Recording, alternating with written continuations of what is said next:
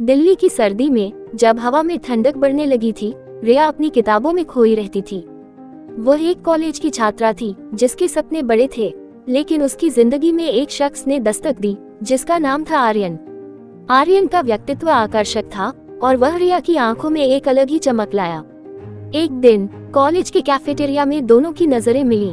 आर्यन ने मुस्कुराते हुए कहा, क्या तुम हमेशा इतनी गंभीर रहती हो?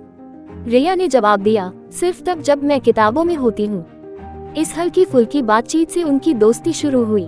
दिन बीतते गए और आर्यन और रिया के बीच का रिश्ता गहरा होता गया। लेकिन आर्यन का एक राज था, वह अक्सर गुमसुम रहने लगा और एक दिन रिया ने हिम्मत जुटाई और पूछा, क्या कुछ परेशान है? आर्यन ने चुप्पी साध ली, लेकिन उसकी आंखों में छिपा दर्द साफ था। एक रात रिया ने आर्यन को कॉल किया, लेकिन उसने फोन नहीं उठाया।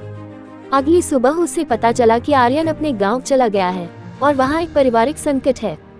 रिया ने उसे समझाने की कोशिश की कि वह उसकी मदद करना चाहती है, लेकिन आर्यन ने कहा, तुम्हें मेरी जिंदगी का कोई अंदाजा नहीं है। ये सुनकर रिया को एहसास हुआ कि उनकी प्रेम कहानी में एक अनजाना मोड़ आ चुका है। आर्यन के जाने के बाद रिया ने उसे ढूंढने का फैसला किया। वह उसके गांव गई, जहां उसने आर्यन के परिवार की कठिनाइयों को देखा।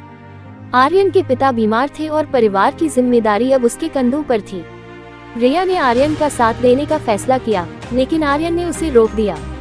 तुम्हें अपने सपनों का पीछा करना चाहिए, उसने कहा। कुछ महीनों बाद आर्यन ने रिया को एक पत्र लिखा। उसने कहा, मैं तुम्हें प्यार करता हूँ, लेकिन मुझे अपने परिवार की जिम्मेदारी उठानी है। तुम अपनी जिंदगी जियो। ये पढ़कर रिया का दिल टूट गया, लेकिन उसने आर्यन की इच्छा का सम्मान किया। वक्त बीतता गया और रिया ने अपने करियर में सफलता हासिल की, लेकिन आर्यन के बिना उसकी जिंदगी अधूरी थी। एक दिन रिया ने फैसला किया कि उसे आर्यन से मिलना चाहिए। वह उसके गांव गई, लेकिन जब वहां पहुंची तो उसने सुना कि आर्यन ने शहर छोड़ दिया है अपने परिवार की जिम्मेदारियों को निभाने के लिए।